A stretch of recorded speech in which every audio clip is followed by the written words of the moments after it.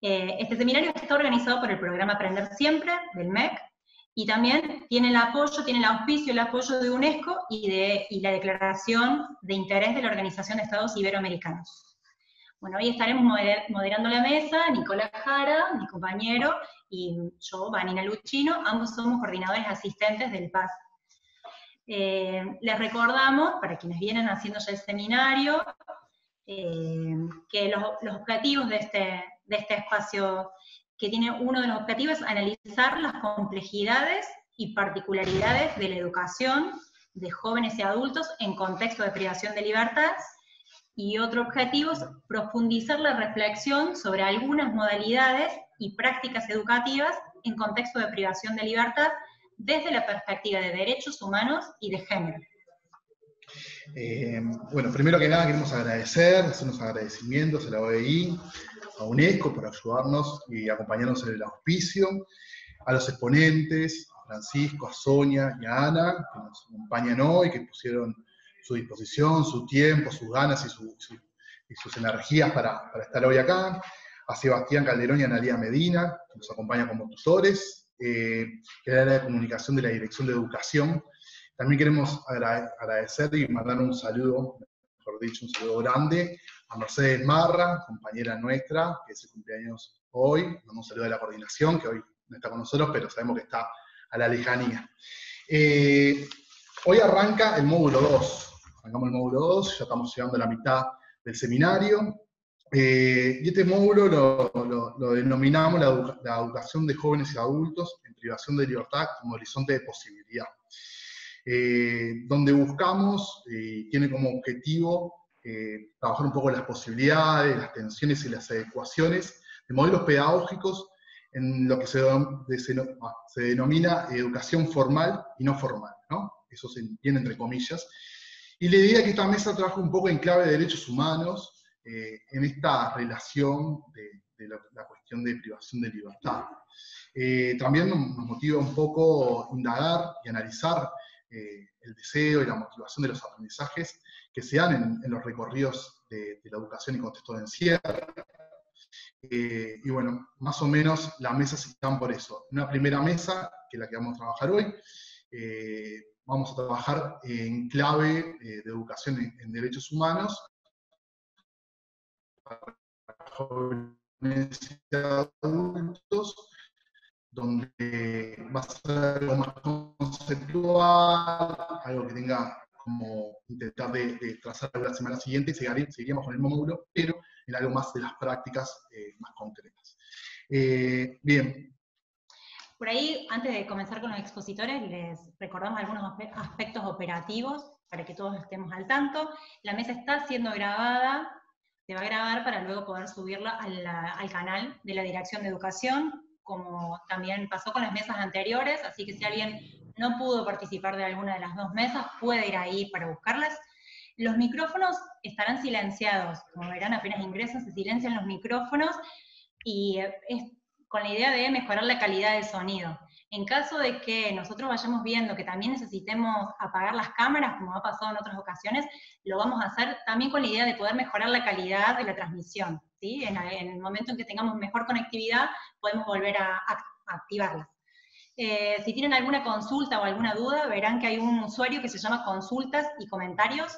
Ahí pueden conectarse a través del chat con ese usuario y dejan ahí su pregunta, ¿sí? Sobre todo si hay alguna cuestión técnica o si quieren averiguar sobre alguna bibliografía, lo que necesiten, pueden comunicarse ahí. Quienes exponen, que hoy tenemos 3 expositores, que ya serán presentados, contarán con 30 minutos cada uno para hacer su exposición, y luego habilitamos un espacio de diálogo y de intercambio, ¿sí? Las preguntas que tengan para hacerle a alguno de los expositores en particular, o preguntas en general, las pueden ir dejando a lo largo de toda la charla en el chat, ¿sí? Nosotros ahí intentaremos al final, en este espacio que nos queda de diálogo, poder sintetizar esas preguntas y tratar de darle respuestas la mayor cantidad posible, ¿sí? Agradecemos ahí la paciencia, porque hay veces que no vamos a poder, depende del tiempo que tengamos, no vamos a poder responder a todos, entonces bueno. Y lo último que vamos a ir aclarando, que en el afiche salieron algunos nombres o algunos cargos que estaban mal escritos, entonces lo vamos a ir aclarando en la medida en que hagamos la presentaciones de cada uno de los expositores, ¿sí? Bueno, dicho esto, que son los aspectos más operativos, empezamos con las mesas. Muy bien, la primera exposición va a estar a cargo de Sonia Rodríguez, profesora de literatura e idioma español, experta en administración de la educación, diplomada en derechos humanos, diplomada en intervención pedagógicas en contexto de privación de libertad, coordinadora técnica de los espacios de contexto de encierro de la Dirección de Educación de Jóvenes y Adultos. En el afiche salió que era directora de la Dirección de Educación de Jóvenes y Adultos, y ella es coordinadora del programa. Sonia, te escuchamos. Bueno, muchas gracias. Gracias a todos los organizadores y a todos los colegas que andan por acá. Y gracias por compartir esta mesa con dos grandes como son Ana y Francisco. Por otro lado, agradezco que me hagan 5 así, es cuando me queden 5 minutos, así me organizo, porque peco de profe de literatura. Bueno, decirles que mi presentación o mi intervención viene con todas las voces, es decir, no es mi voz solo, sino lo que uno ha venido recorriendo con los compañeros, colegas, con los teóricos, con los filósofos, con los docentes que están en territorio y estamos en territorio, en este camino de ser como, yo digo, como un terco ignorante, ¿no? Como que uno tiene la terquedad de querer seguir sabiendo más y tratando de indagar y descubriendo, y bueno, en ese lugar me paro, y en ese lugar trato de dar voz a muchos, y aunque sea, y hay muchos que están acá, compañeros que están acá, que han construido saberes junto a mí o yo con ellos. Ahora les cuento desde dónde estoy hablando ahora, que es la dirección. Antes era Dirección Sectorial de Educación de Jóvenes y Adultos, ahora no es más sectorial, es Educación de Jóvenes y Adultos. Ahí me toca coordinar esto de la privación de libertad, entre otras tareas. Y bueno, para los que no saben, decirles que la misión de esta área es proporcionar condiciones y oportunidades educativas de calidad e integrales y pertinentes a personas en vulnerabilidad económica, social, toda la vulnerabilidad que nos podamos imaginar desde los 14 años en adelante. O sea que nosotros también le llamamos participantes, estudiantes desde 14, a veces desde 13 años, a veces desde 12 por algunas excepciones, hasta 100 y 100 y pico de años, en diferentes espacios. O sea que abarca todo lo que es la privación de libertad, la discapacidad y situaciones vulneradas diferentes en territorios diferentes. Voy a compartir pantalla, a ver si podemos. ¿Se ve ahí? ¿Se ve? Sí, se ve bien. ¿Hola? Ay, perdón. Voy a ver si pongo F5 y no puedo, así que lo dejo así, ¿está? No me deja abrirlo todo. Fíjate que hay una opción de presentación con diapositivas, arriba, en la barra de herramientas. Desde el principio, ahí, bien. Ahí está. Se ve que no funciona el F5 con el Zoom. Bueno, en esto de la educación en privación de libertad, pero no me voy a referir solo a eso, me voy a referir a todo lo que es educación de jóvenes y adultos. Yo los invito a empezar tensionando. Esto es un dibujo que hizo un docente que también trabajó en privación de libertad, que tiene que ver con esto de la caja, que sería por ahora la cárcel, en la que nosotros entramos con varias tensiones, con este globo que toma todas esas tensiones, y veremos si podemos o no podemos entrar con todo esto. Dentro de esas tensiones hay varias totalmente discutibles y totalmente cuestionadas.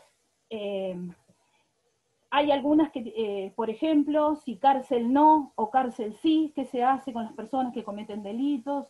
Si la cárcel es la única forma en que se solucionan algunas cosas.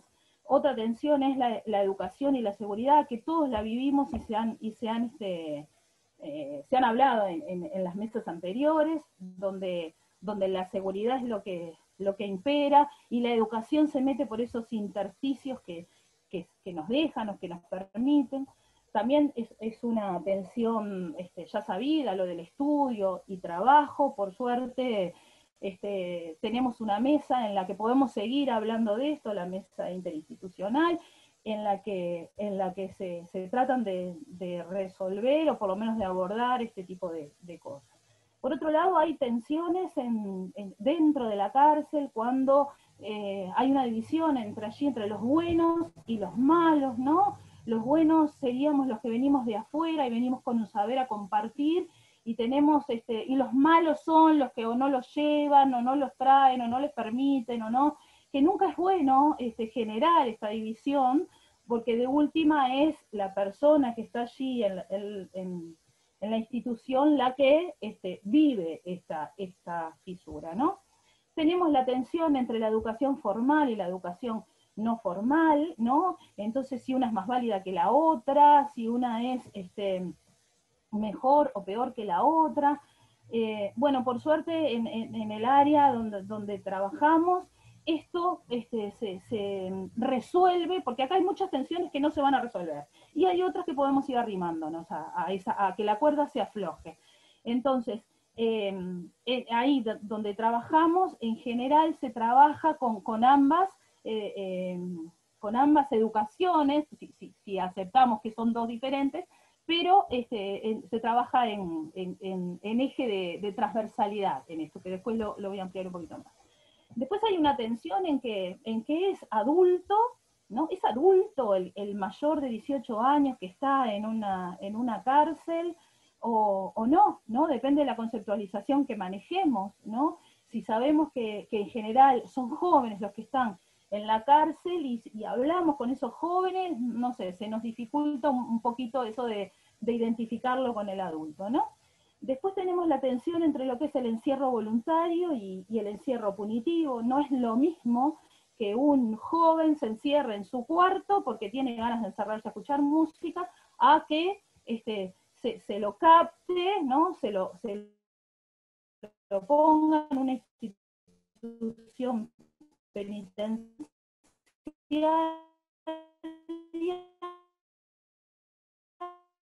y me parece que hay que pintarlo con flúor. Nosotros trabajamos con gente que no quiere estar ahí, ¿no? Y obligatoriamente está ahí. Entonces, no es cualquier encierro. Por otro lado, hay alguna tensión, otra tensión, creo que es la dignidad, ¿no?, de la persona, el reconocimiento como sujeto de derechos, y el castigo, ¿no? La institución penitenciaria es una institución que impone el castigo sobre las personas. Y hay como diferentes niveles de castigo. Por un lado, ese castigo del encierro, y por otro lado, dentro de ese encierro, todo lo que implica o la incomunicación, o el aislamiento, o el extrañar a la familia, o fechas que se pasan y que son importantes para la persona, sentencias largas, es decir, todo lo que implica no llegar, no tener el acceso a lo educativo o a lo laboral, bueno, todos esos castigos que devienen del primero, que es el encierro. Por otro lado, tenemos esa tensión entre, bueno, si es víctima o es peligroso, ¿no?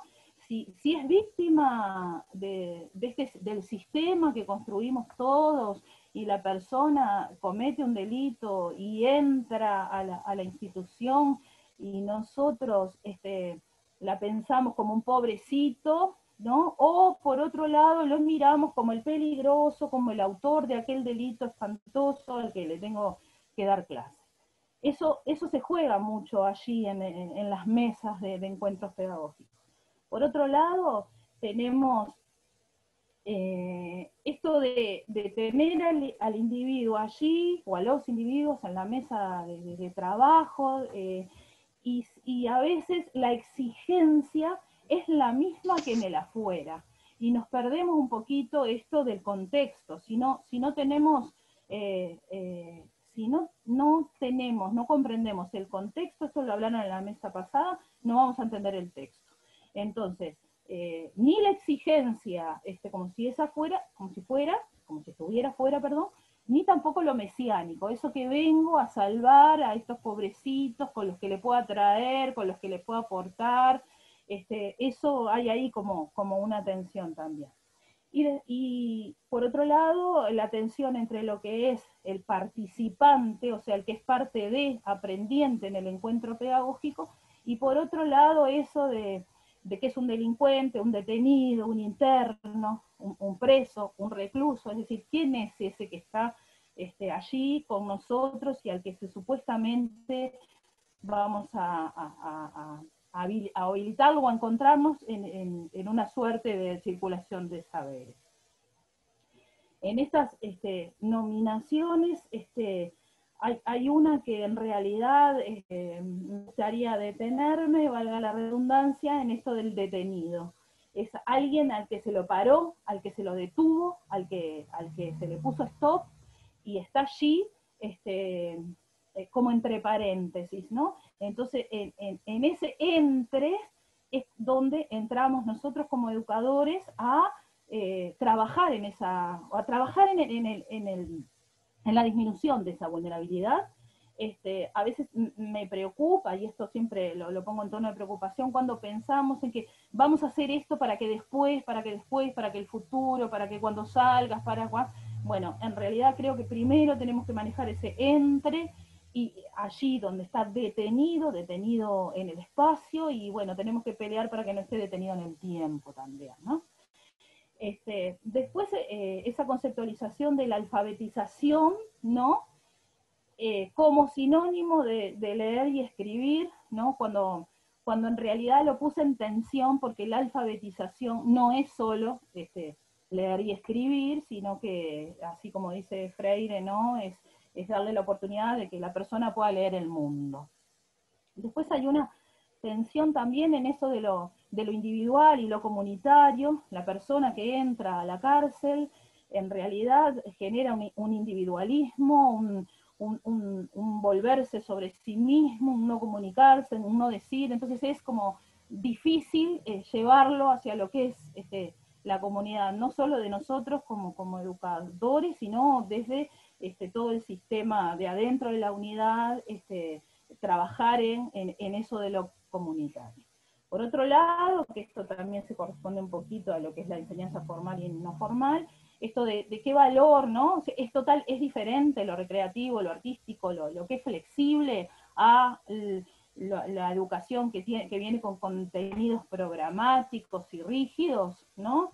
A veces hay cuentos de que, bueno, que en las unidades se ve a algunos educadores jugando, ¿no? Y entonces hay como una cosa de que si están jugando, no vale, ¿no? Me parece que es una tensión que nosotros sí podemos aflojar. Por otro lado, esto del docente, ¿no? La dupla docente, que es uno de los pilares de lo que es la educación de jóvenes y adultos, y el docente solo. Yo creo que no se puede entrar a la cárcel solo, uno tiene que trabajar en equipo, en clave de interinstitucionalidad, para que redunde nuestras prácticas en el vulnerado, ¿no? Después hay una tensión entre el otro y el yo, ¿no? Yo miro al otro y a veces con la carga de prejuicios lo pongo bajo sospecha, bajo pregunta, bajo algunas dudas, ¿no? Y cuando en definitiva tenemos que trabajar para reconocer al otro como otro, igual que yo, sujeto de derechos, humano, igual que yo, con la misma indefensión con la que nacimos todos, y bueno, y después transitamos, ¿no? Una tensión también entre lo que es el pesimismo, que es fácil encontrarlo en la cárcel, no solo en los que están detenidos, sino en los que trabajan allí. Hay una suerte de que todo pesa, de que la cárcel pesa. Es más, hay una frase, ¿no? Le empezó a pesar la cárcel, te dice, y es en realidad, casi se siente en la espalda eso, pero nosotros creo que como educadores somos esencialmente, nuestra tarea es esencialmente optimista, y bueno, y venimos como a aflojar un poquito esa tensión. Por Por otro lado, esto de la hospitalidad en oposición o en tensión con lo que es la hostilidad, ¿no?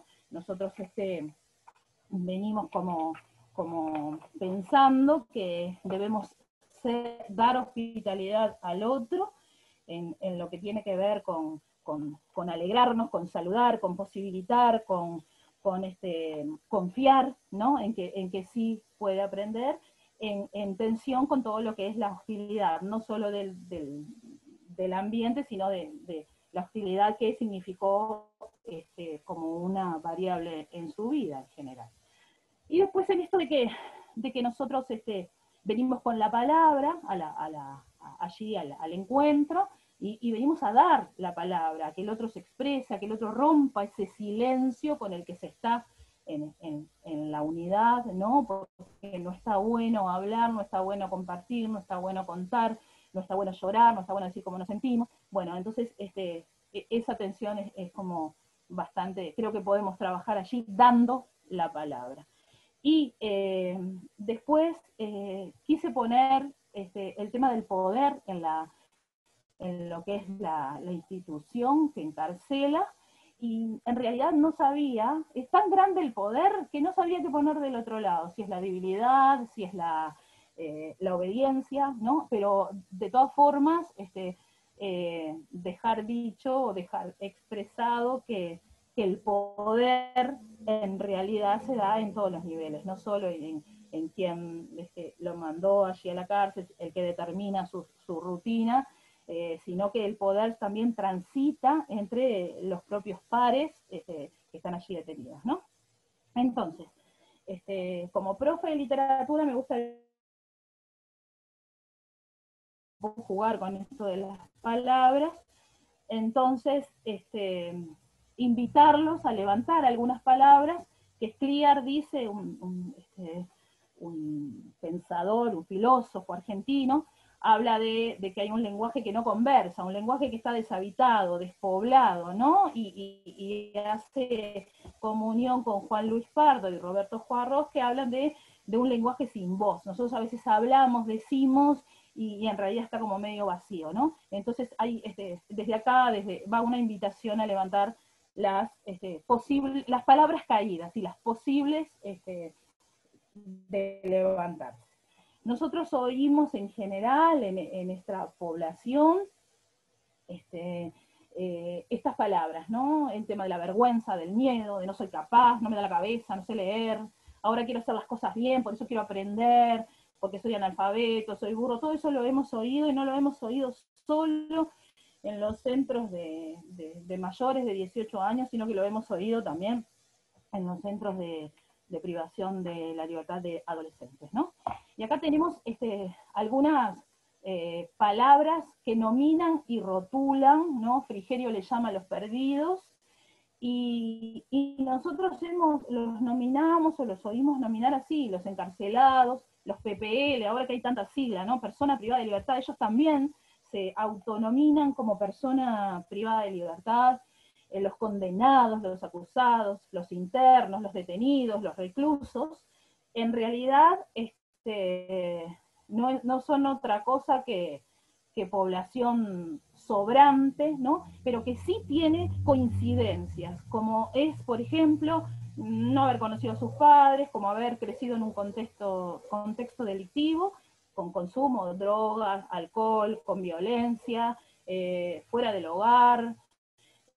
Hay muchas anécdotas con respecto a esto, que si en algún momento da el tiempo las puedo contar, pero en realidad tienen estas características de ser menores de 30 años, de tener hijos, ¿no? De tener una familia afuera.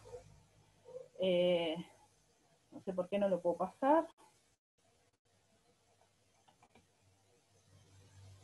No puedo seguir con el siguiente. Ahí va.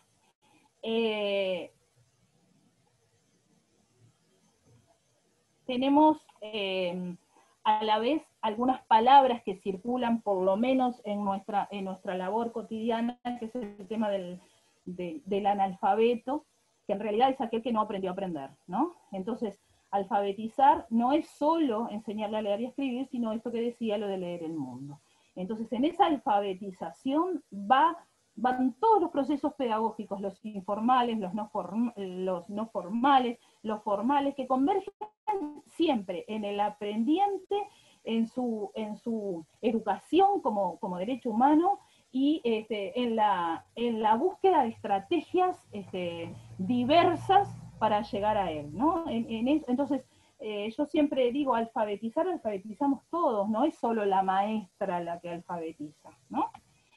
Bueno, acá tenemos como unas fotitos donde hay un ejemplo de alfabetización. Ahí tenemos a una maestra con un chico de más o menos 35 años que no sabe leer, que hace jardines, y entonces la maestra trabaja ahí con esas palabras, ¿no? La bordeadora, la nafta, la tijera, el aceite, y a partir de ahí el muchacho comienza a leer, comienza a relacionar en una suerte también de interdisciplinariedad con la profesora de informática, que también le enseña a escribir en la computadora esas palabras, ¿no? Allí son dos personas, y un ejemplo de dupla, ¿no? De lo que es la dupla pedagógica.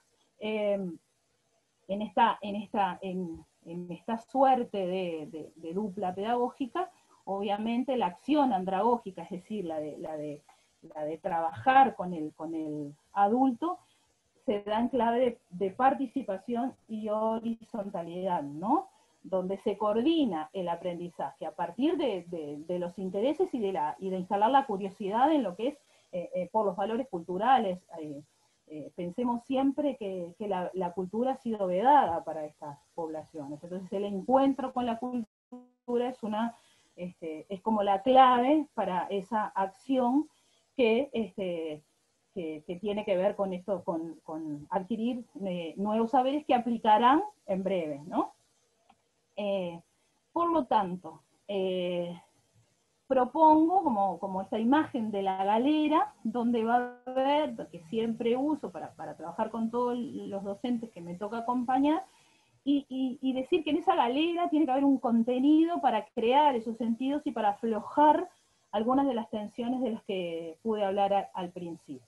Dentro de esa galera, entonces, está la dupla pedagógica, ¿no? En trabajo colaborativo, interdisciplinario. En nuestro caso, la dupla se conforma por el maestro y un tallerista. Y ese maestro y ese tallerista puede ser de estas disciplinas que están por acá, del arte, la gastronomía, la recreación, la informática, bueno, todo lo que venimos por acá. Entonces, a veces se puede en la cárcel trabajar en dupla y a veces no. En los demás espacios de lo que es la Dirección de Educación de Jóvenes y Adultos, sí se trabaja así, es decir, se trabajan con, no sé, en gastronomía, si hacen, no sé, bizcochos, la maestra trabaja con las medidas, con la regla de 3, con la química, con la cocción, ¿no? Si se trabaja, no sé, con el ajedrez, creo que hay un compañero acá que podría aportar después, se trabajan con algunas cosas que no es solo el jugar y ganarle al otro, sino con el esperar, con el pensar, con el respetar al otro, con pensar dos renglones, dos jugadas más, y bueno, y es como esto, como acercarlo a la vida en este momento con el tema de lo que es el diseño y el corte y confección, y la maestra se han hecho tapabocas de todos los colores y tamaños, y para eso hubo que saber matemáticas, lenguaje y algunas otras habilidades, ¿no? Esa es una de las cosas que se tiene en la galera. La otra de las cosas que se tiene en la galera es la hospitalidad, ¿no? Scliar dice, la hospitalidad a cualquieridad y a cada unicidad con las que venimos al mundo, ¿no? ¿Cómo nosotros damos hospitalidad a este que viene a nosotros, o a estas que vienen a nosotros? Con gestos, con el gesto pedagógico permanente, el saludar, el acompañar, el posibilitar, el ceder, el mirar, y concretamente atender, especialmente atendiendo al otro. También en la galera tiene que venir esta frase que dice me importás, y en ese me importás está te porto, ¿no? Implica el compromiso con la persona, con su fragilidad, con sus carencias y con la defensa de sus derechos. no es un soportar como te soporto, sino un soportar como portar al otro en clave de sostener, ¿no? Implica la adecuación de todos nuestros saberes, nuestros programas, nuestros intereses al ritmo del otro. Es lo que llamaríamos montajes temporarios. Creo que esta es una expresión de González La Cruz, un psicólogo también argentino, era el esposo de Alicia Fernández, que él hablaba de estos montajes temporarios. Y nosotros como educadores siempre montamos esto. Por ejemplo, en casa, si tenemos que cambiar una bombita, ponemos arriba de la mesa un banco, nos subimos y cambiamos la bombita. Pero si dejamos ese montaje en la cocina, seguramente no nos sirva más o nos vamos a atropellar con la mesa o con el banco. Bueno, cada montaje sirve para una cosa concreta, para una persona, en este caso concreta. Bueno, tenemos que ir descubriendo estas posibilidades de montar temporalmente algunas estrategias. Otra de las cosas que tratamos de llevar en la galera es la posibilidad, pensar en la posibilidad del antidestino, ¿no? El romper con esa mirada que no solo tiene la persona, el estudiante, el participante, sino que a veces la tenemos nosotros también, ¿no? Esas miradas que naturalizan las imposibilidades. Eso determina nuestra propuesta pedagógica. Si pienso que el otro no puede, obviamente le voy a poner una propuesta que es más fácil o casi rayando el tema del no respeto a las posibilidades del otro, ¿no? Entonces me parece que romper con ese antidestino está buenísimo. Sonia, quedan 5 minutitos. Dale, termino. Dale. Otra de las cosas que tiene que haber en la galera es la ética, ¿no? Y tomarnos el hecho educativo como un acontecimiento ético, ¿no? Y sostener la oferta aunque no haya demanda. Muchas veces en las unidades estamos ahí y no viene nadie, o no quieren venir, o no, bueno, no sé. Estamos sacando cosas de la galera para que de verdad vengan para trabajar con prácticas convocantes realmente. Y venir con esto del mito de Pigmalión, ¿no? El mito tiene que ver con que la persona cree tanto o desea tanto que se enamora tanto de esa estatua que en un momento esa estatua cobra vida, ¿no? En un mito. Bueno, esto tiene que ver con que el impacto de las creencias del enseñante en las posibilidades del aprendiente. Si yo creo en que vos vas a aprender, seguramente vos vas a aprender. Dejo este paréntesis, no voy a hablar, pero también no olvidemos que tenemos a adolescentes encerrados. A mí me tocó trabajar muchos años, hasta este año me tocó trabajar con ellos, no dejo de trabajar con ellos, pero tenemos adolescentes encerrados de 13 a 23 años en centros de INISA, y tenemos alrededor, no tengo el número exacto ahora, de 300, que también es otra página de todas estas extensiones y sentidos. Muchas gracias.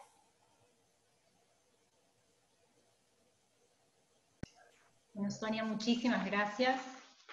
Muy claro. Le vamos a dar la palabra ahora a Ana Juanche. Es doctora en estudios latinoamericanos y magíster en derechos humanos. Ha trabajado en educación, investigación y gestión de proyectos orientados a la humanización y modernización de las prisiones con enfoque en derechos humanos. Y hasta el 1 de marzo de este año fue la directora del Instituto Nacional de Rehabilitación del Uruguay. Le vamos a dar la palabra entonces a Ana Juanche. ¿Nos escuchas bien, Ana? Los escucho perfecto. Buenas tardes para todos y para todas. ¿Me escuchan bien ustedes? Sí, perfecto. Sí. Qué bueno. Bueno, muchísimas gracias al programa Aprender Siempre por invitarme a participar de esta instancia, también por hacerlo junto a dos personas que respeto y quiero mucho, Sonia y a Pancho,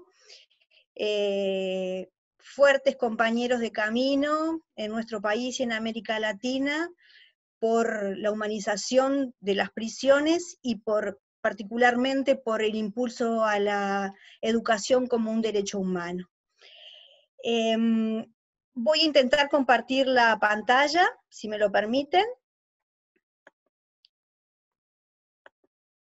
Sí, y cualquier inconveniente que tengas, Ana, también podemos pasar desde acá al PowerPoint. Perfecto, estoy intentando hacerlo. A ver si doy con eso. Acá. ¿Se ve? No. No. Tenés que poner compartir pantalla.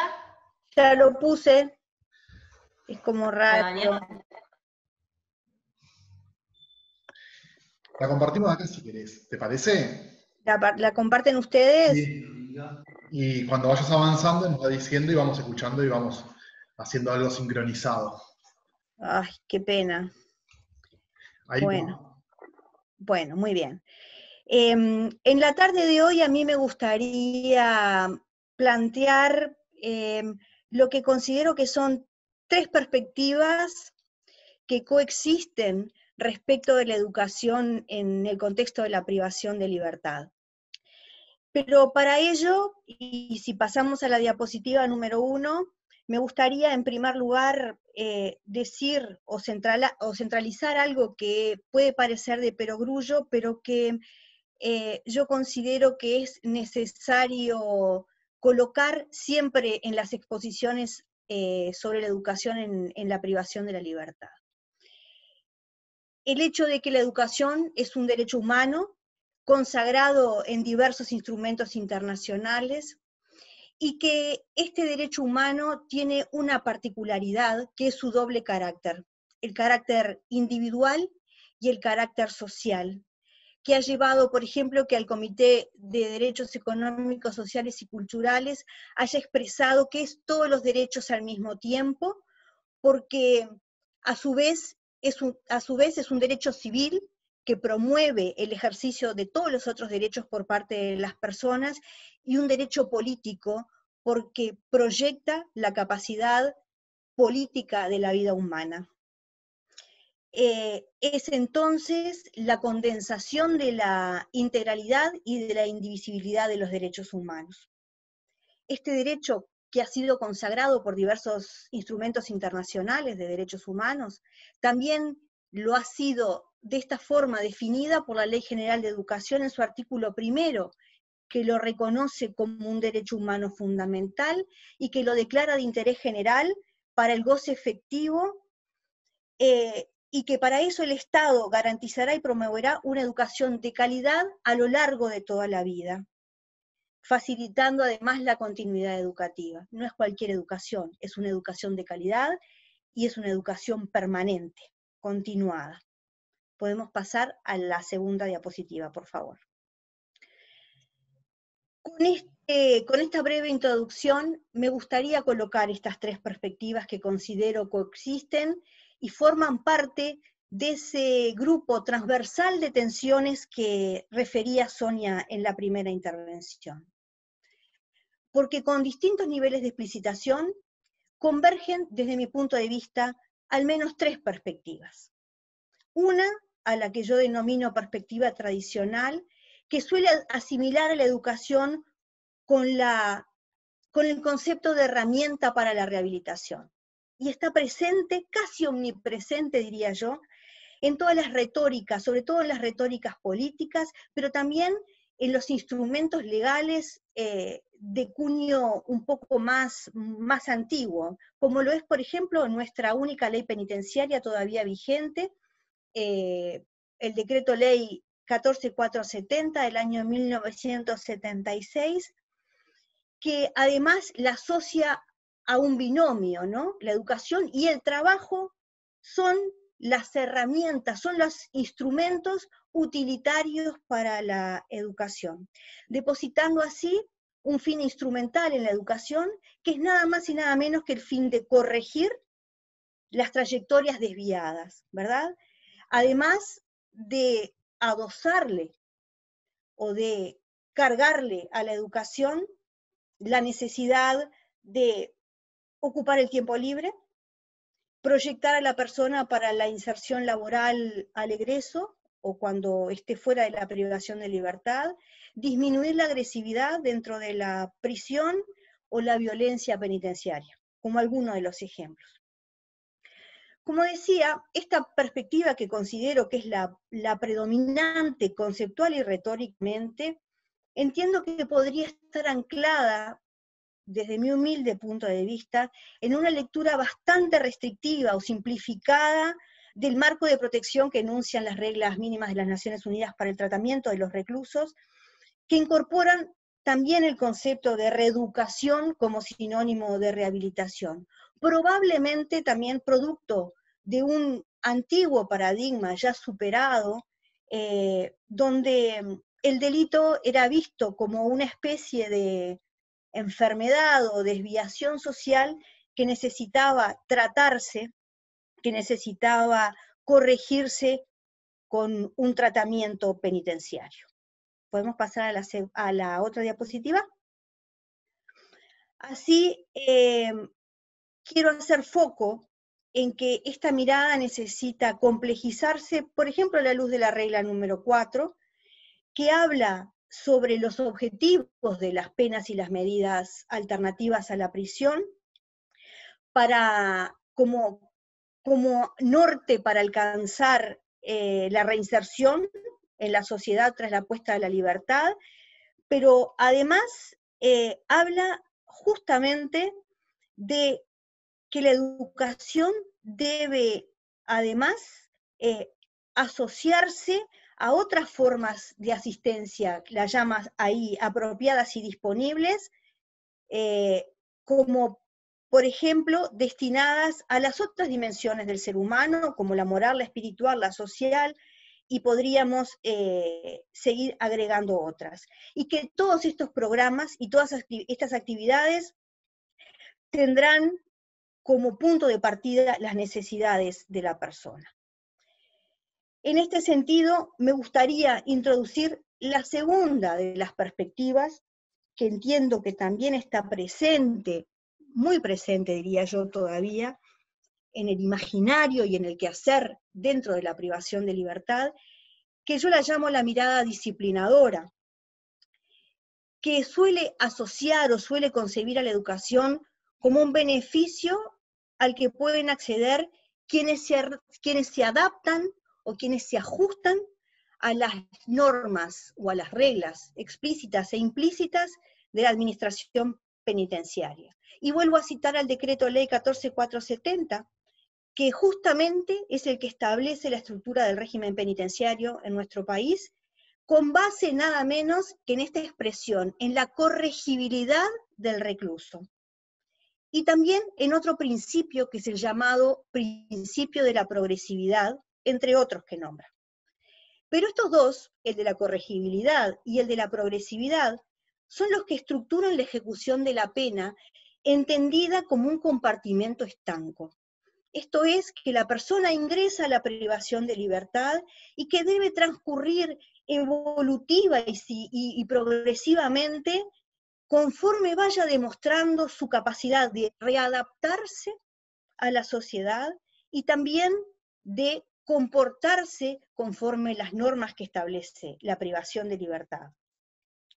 En esta mirada, en esta perspectiva disciplinadora, la educación aparece como parte del tratamiento para esa readaptación, aparece como un beneficio en tanto la persona se porta bien, y también esta misma orientación se ve aplicada explícitamente al trabajo. Si pasamos a la siguiente diapositiva, ahí vamos a ver que explícitamente el artículo 2 del decreto ley 14470 establece los principios en los cuales de corregibilidad y de progresividad sobre los cuales se estructura el régimen penitenciario, y en el artículo 40, que es la única referencia, en el artículo 31, que es la única referencia explícita a la función de la educación en la privación de libertad, habla de que la cárcel o la administración penitenciaria debe adoptar todas las medidas necesarias para mejorar su educación, orientándola especialmente hacia su formación moral. Si pasamos a la próxima diapositiva, me gustaría presentar la tercera de las perspectivas, que es la que entiendo debe guiarnos en todo esto que ha sido denominado como la reforma del sistema penitenciario en el Uruguay, y es la de la educación como un derecho humano. Ya no una tecnología para la rehabilitación, ni para el disciplinamiento de las personas, sino una centralidad que coloca a la persona privada de libertad como sujeto de derecho y además le exige al Estado su deber de garantizar, conforme las obligaciones positivas que han sido asumidas tras ratificar los diferentes instrumentos internacionales de protección de los derechos humanos, que las personas son titulares de esos derechos y que el titular de los deberes es el Estado. Por lo tanto, corresponde al Estado, al igual que respecto de los derechos humanos, la obligación de respetar, ¿sí?, para evitar que se tomen medidas que estorben o que impidan el disfrute del derecho a la educación, y pensado en clave de privación de libertad. La institución penitenciaria, el Estado todo debería exigirle a la institución penitenciaria que se abstenga de estorbar o de impedir el disfrute de este derecho, por ejemplo, exacerbando la dimensión de la seguridad por frente al derecho al ejercicio de la educación, del derecho a la educación. Al Estado también debemos exigirle la obligación de proteger que requiere todo derecho humano, por ejemplo, para prevenir que una tercera parte pueda interferir en el ejercicio del derecho a la educación. Y esta tercera parte puede ser cualquier otra institución, pueden ser personas particulares o puede ser una corporación, ¿sí? Como una tercera obligación a colocar la obligación de cumplir, o la obligación de cumplimiento que entraña a los estados, de que no solamente debe abstenerse de impedir, o de estorbar, o de promover que terceros interfieran, sino que además debe tomar medidas positivas, esto es, debe ser proactivo en la facilitación del acceso y del ejercicio del derecho, y particularmente ayudar a las personas y a las comunidades a disfrutar del derecho a la educación. Pasamos a la otra diapositiva y veremos que particularmente el Pacto Internacional de Derechos Económicos, Sociales y Culturales, en su artículo 13, establece las tres obligaciones particulares que tienen los estados respecto de los derechos económicos, sociales y culturales, que añade además otros ingredientes. Esto de adoptar medidas que refería anteriormente implica que el Estado debe disponer hasta el máximo de sus recursos para lograr progresivamente la plena efectividad de los derechos económicos, sociales y culturales, y por supuesto esto es aplicable a la educación. Que además, para garantizar el ejercicio de los derechos económicos, sociales y culturales, debe hacerlo bajo la lupa del principio de la igualdad y la no discriminación por motivo alguno. Lo que implica no solamente brindar la misma oportunidad a todas las personas, sino desarrollar medidas afirmativas o de discriminación positiva para que algunos colectivos particulares en la sociedad en general, y todavía más vulnerados y vulnerables y vulnerados en el contexto de la privación de libertad, accedan en equidad de condiciones. Por ejemplo, el colectivo LGTBIQ, por ejemplo, las personas extranjeras inmigrantes, por ejemplo, las personas en situación de discapacidad, por ejemplo, las madres que viven junto a sus hijos y sus hijas en la reclusión. Así también, como una tercera obligación, aparece la de abstenerse de desarrollar medidas que impliquen la regresividad de los derechos. ¿Esto qué quiere decir en buen romance? Que si desarrollamos una política, si desarrollamos un programa, esto solamente puede mirarse en perspectiva de progresividad y de acrecentar el ejercicio del derecho, y nunca en perspectiva de achicar o de cercenar las posibilidades de crecimiento del ejercicio del derecho. Pasamos a la próxima. La observación general 13 del Consejo Económico y Social habla básicamente de 4 principios, de 4 características que tiene que tener el derecho a la educación, que además posteriormente fueron tomadas por quien fue la ex relatora de las Naciones Unidas para el derecho a la educación, Katerina Tomaszewski, y traducidos en 4 indicadores para poder de alguna forma monitorear el cumplimiento de los deberes estatales en materia del derecho a la educación. Y ahí habla, ustedes las conocen muy bien, de las consabidas 4A, habla de la asequibilidad, que es justamente la disponibilidad que tiene que tener el derecho, la accesibilidad, y esa accesibilidad que además se desglosa en tres dimensiones, que tiene que ver con la no discriminación, con la accesibilidad material y con la accesibilidad económica,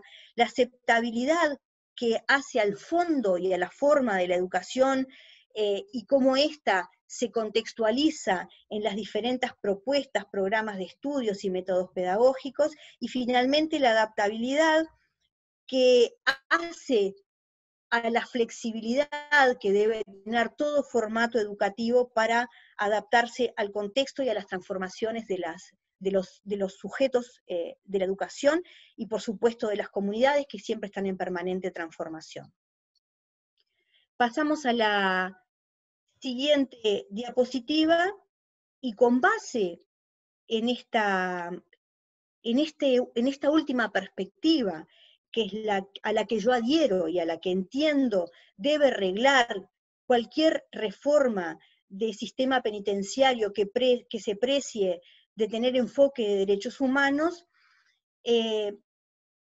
quiero puntualizar que la educación como derecho humano, a diferencia de los modelos anteriores, hace parte del trato penitenciario. ¿Qué quiere decir esto de hacer parte del trato penitenciario?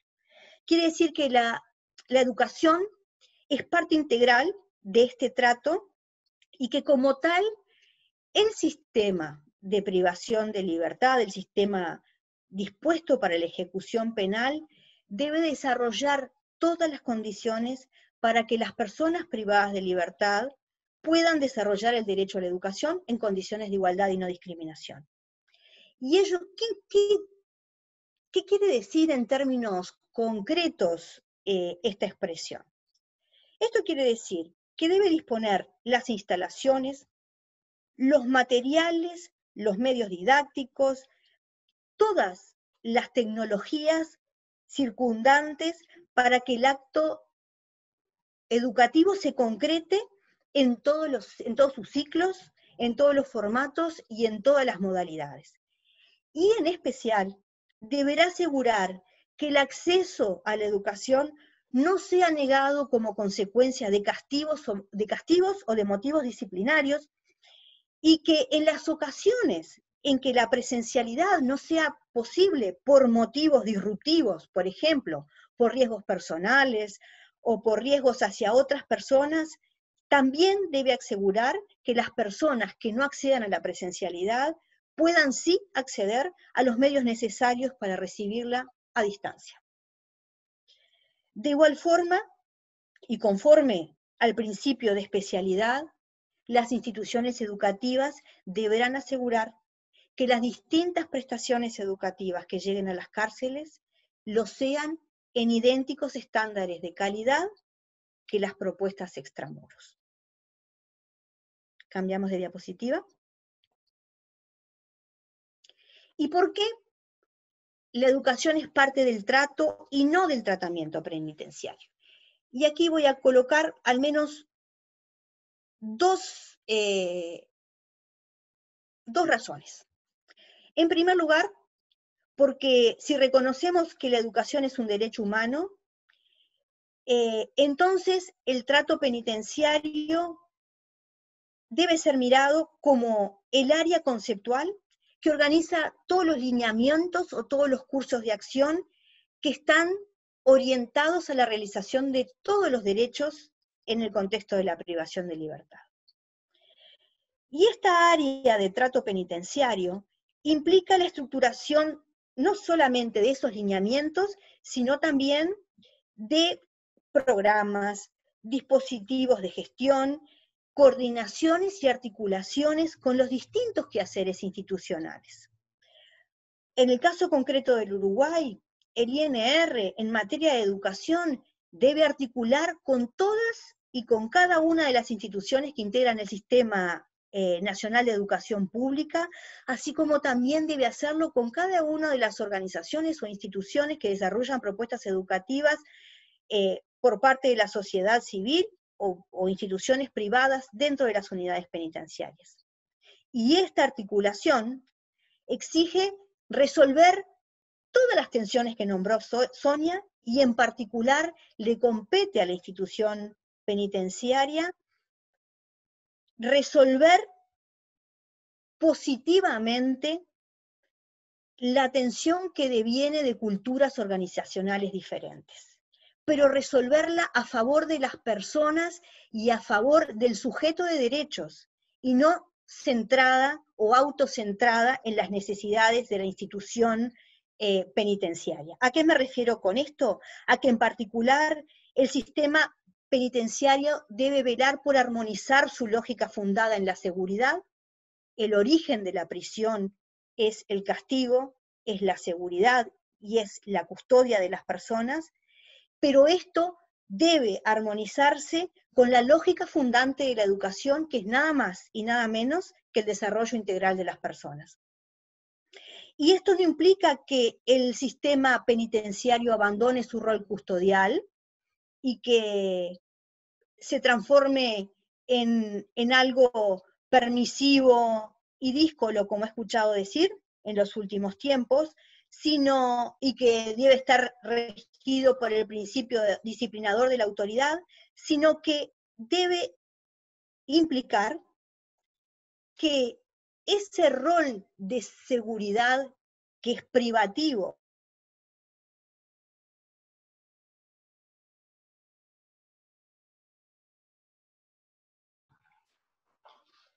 para que la seguridad tenga, ¿sí? Ana, se cortó ¿Se la escucha? imagen y el sonido. Sí, si querés repetir la última parte. Ay, perdón. Decía, ¿me escuchan bien ahora? ¿Y? Ahora se escucha perfecto. Bien. Decía que a la institución penitenciaria le compete particular lo necesario para resolver las tensiones que son producto de culturas organizacionales distintas. ¿Por qué? Porque en el territorio de la educación, en el territorio de la institución penitenciaria, compartimos también al sujeto de la intervención, sea a través del acto educativo o sea a través de lo custodial. ¿A qué me refiero con esto? Que en particular el sistema penitenciario está obligado a velar porque su lógica fundante, que es la de la seguridad, no sea la lógica de la supremacía, la que subsume todas las otras intervenciones al principio de la seguridad, sino que debe justamente en esto de las obligaciones del Estado velar por disponer hasta el máximo posible de sus recursos para que el rol de la seguridad sea cada vez más dinámico y centrado en la convivencia y no exclusivamente estático y pautado por los medios físicos y los procedimientos de contención. Vamos a la siguiente diapositiva. En un segundo lugar, o en una segunda razón, la educación es parte del trato y no del tratamiento penitenciario, porque toda la evidencia criminológica fundada en el metaanálisis señala que en los procesos de desistimiento o en la no reincidencia, conforme a la biblioteca a la que queramos adherir, todos estos procesos están pautados por la modificación de conductas asociadas a las necesidades criminógenas, a la que también se les conoce como riesgos dinámicos. ¿Qué quiere decir esto? Que el delito es, según múltiples autores, el resultado de la interacción entre factores de riesgo que pautan esta conducta delictiva, y estos factores de riesgo pueden ser de carácter estático o de carácter dinámico, con factores que son de protección, es decir, cuestiones presentes en las personas que de alguna manera dialogan, por así decirlo, con estos otros factores de riesgo, disminuyendo o amplificando la ocurrencia de las conductas delictivas. Estos factores de riesgo presentes en la investigación, por lo menos de los últimos 50 años, de todas las trayectorias delictivas, en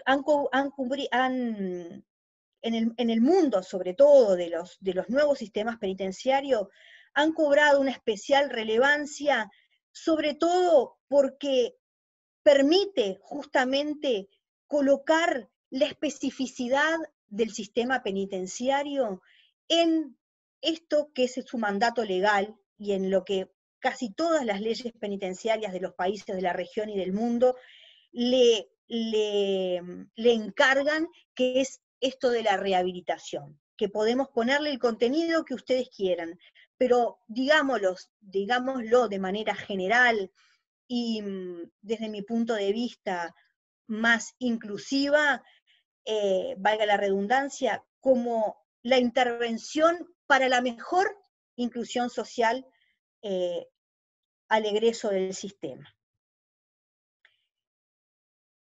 Esta orientación propone que para intervenir en estos riesgos dinámicos o en estas necesidades criminógenas asociadas a la conducta delictiva, es necesario desarrollar programas específicos, la mayoría de tipo cognitivo-conductuales, y propone el modelo de riesgo, necesidad y disposición a responder, orientados a modificar estos riesgos. ¿Cuáles son estos riesgos? Si quieren podemos pasar a la siguiente diapositiva. Estos riesgos tienen que ver con el estilo de pensamiento, con las actitudes, con el bienestar emocional, con el uso problemático de drogas, como riesgos dinámicos.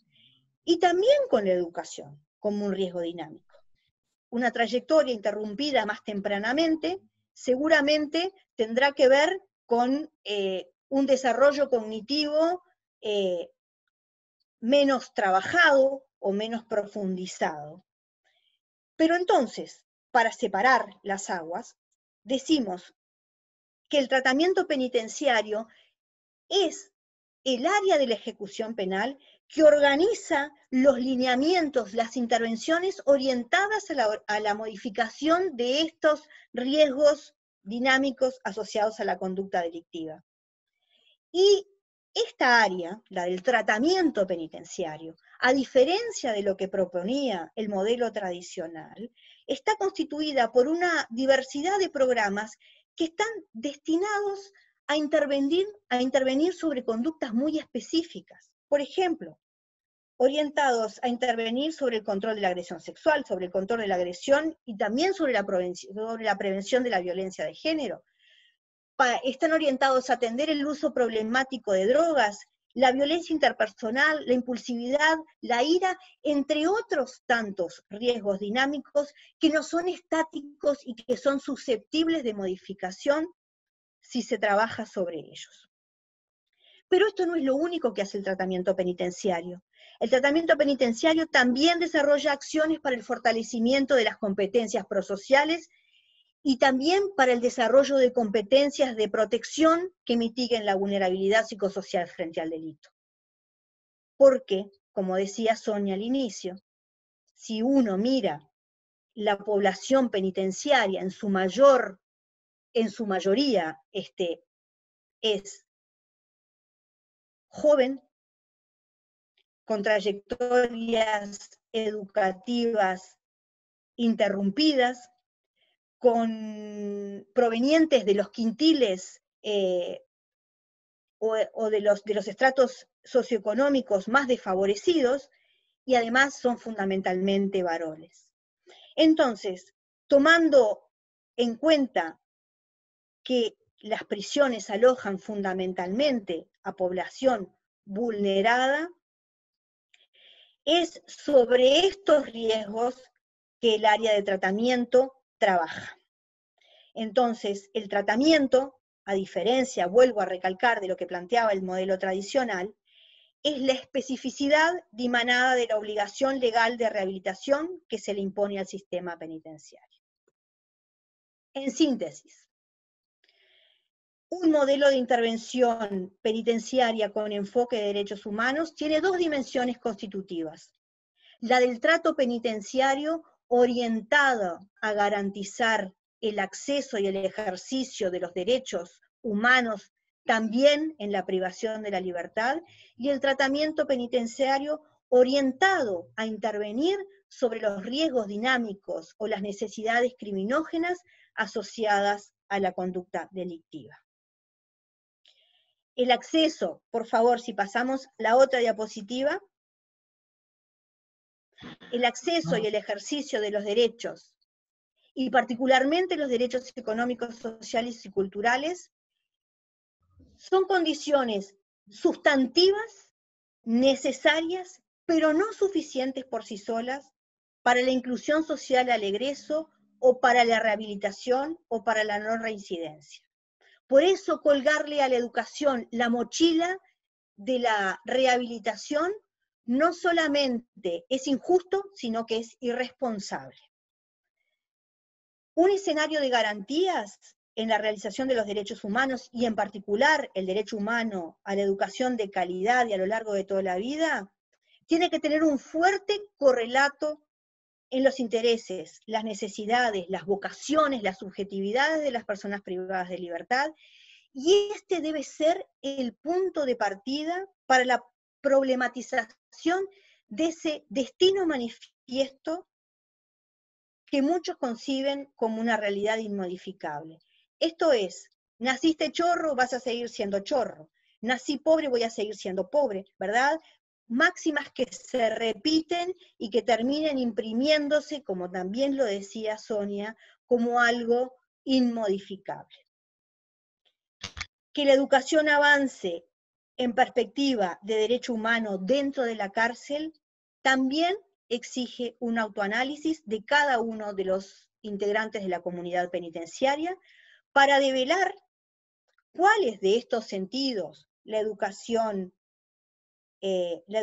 como tratamiento, la educación como beneficio o la educación como derecho humano, están presentes en mi concepción, y están presentes también no solamente a nivel teórico o conceptual, sino en las prácticas que llevo adelante en el terreno, ¿sí? ¿Cuáles de estos sentidos categorizados están arraigados en cada uno de mis actos y en cada una de mis intervenciones con las personas privadas de libertad y con el resto de los colectivos que animan la vida en la privación de libertad? Y esto, sin lugar a dudas, va en línea directa, absolutamente ineludible, con la imprescindible discusión que debemos zanjar de una vez por todas sobre el por qué, el qué y el para qué de la educación en la cárcel. Muy bien, Gracias. Ana. Muy bien. Bueno, le damos la palabra ahora a Francisco. Francisco Carfó, magíster en Derechos Humanos por la Universidad Nacional de La Plata, profesor y licenciado en Ciencias de la Educación, maestro de primaria en privación de libertad desde hace 28 años y fundador del grupo de estudios sobre educación en cárceles de Argentina. Te escuchamos, Francisco. Bueno, buenas tardes. En primer lugar, agradecer al programa, Aprender Siempre, la invitación. Para mí me complace mucho compartir estos intercambios y encontrar gente amiga, Sonia, Ana. Hace mucho no nos veíamos, y bueno, aprovechar esta virtualidad, y en estos tiempos, bueno, tiene estas pequeñas ventajas y placeres de poder encontrarnos. Me pareció contundente ambas exposiciones, Así que la exposición que yo iba a hacer, que voy a hacer, no es que la voy a dejar, sino que va a acompañar un poco lo que tanto Sonia como Ana plantearon. Así que no sé si quieren poner ya el...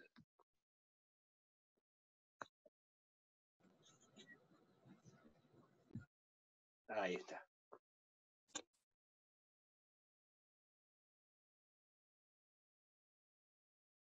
Bien. Perfecto. Bueno, ahí lo primero, también quisiera agregar el tema de la pertenencia. Yo pertenezco, o sea, más allá de lo que dijeron generosamente los compañeros y compañeras sobre mi currículum, también pertenezco y he sido fundador del grupo de estudios sobre educación en cárcel, y desde ahí justamente tratamos de potenciar la perspectiva, la última perspectiva que marcaba Ana, justamente pensar la educación, entender y comprender la educación como derecho humano.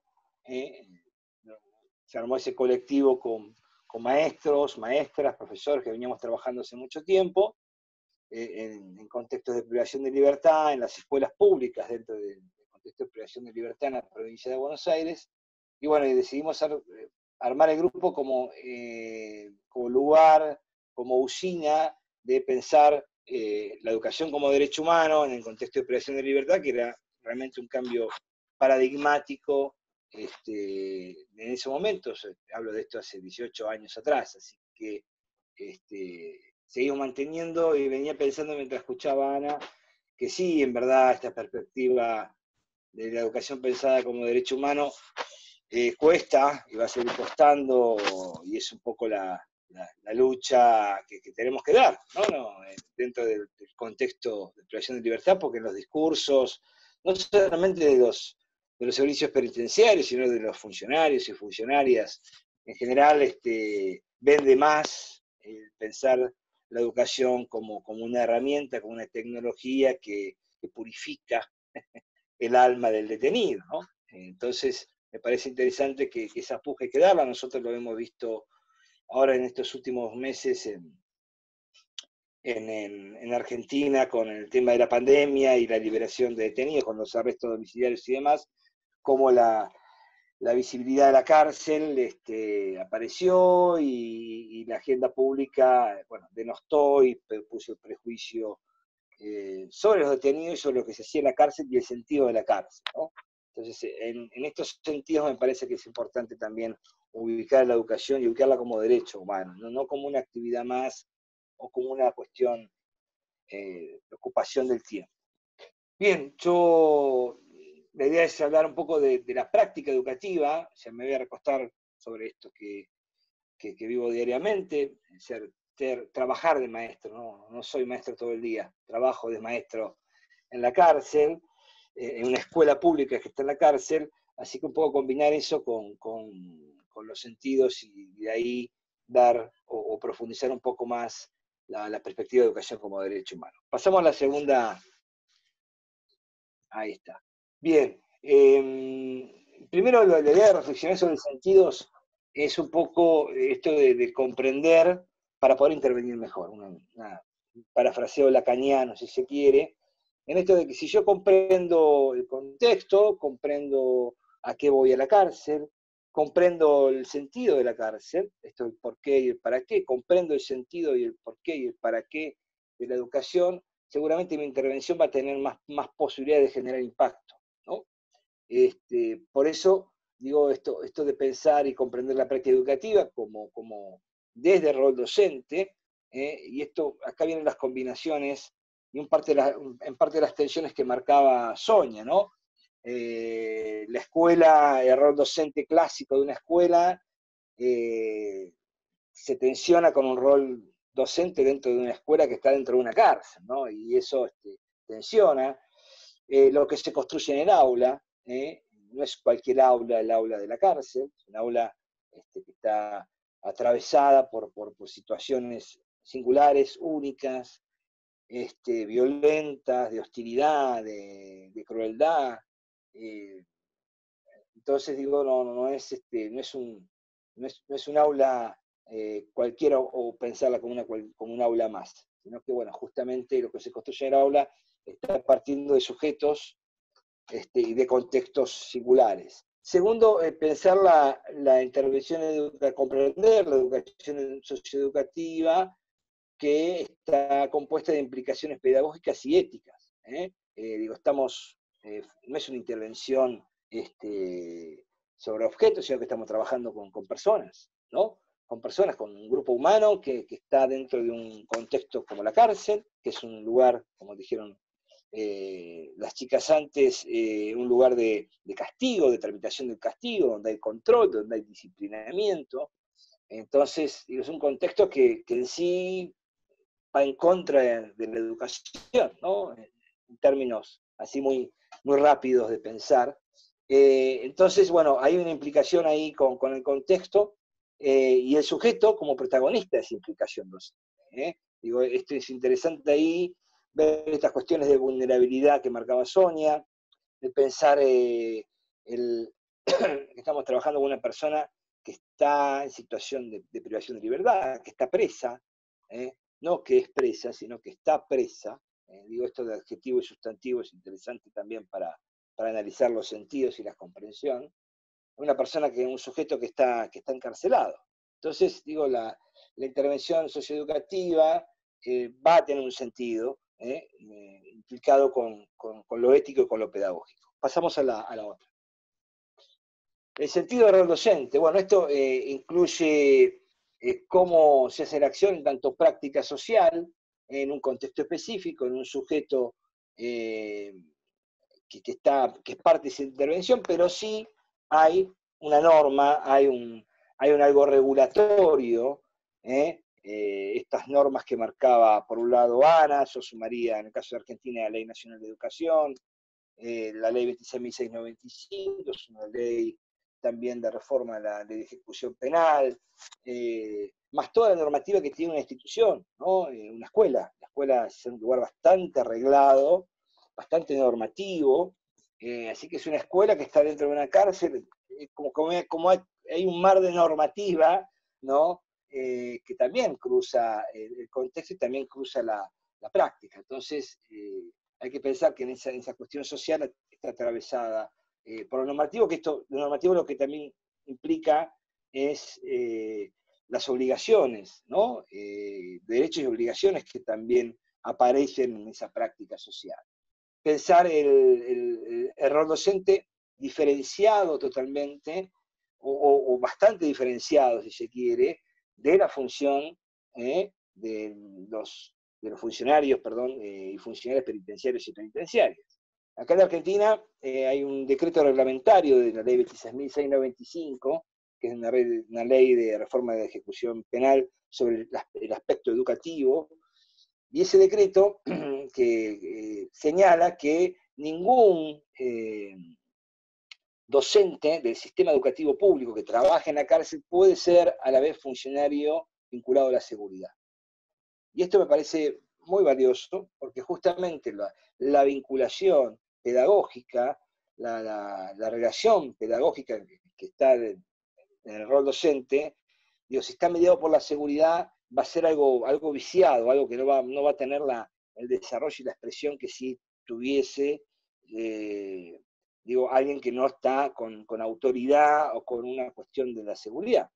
Digo esto para dar un ejemplo. ¿Vieron cuando uno daba un final en la universidad o en un instituto terciario? Uno siempre trataba de, digamos, en un examen final de decir lo que el profesor realmente quería, para probar, para zafar, ¿no?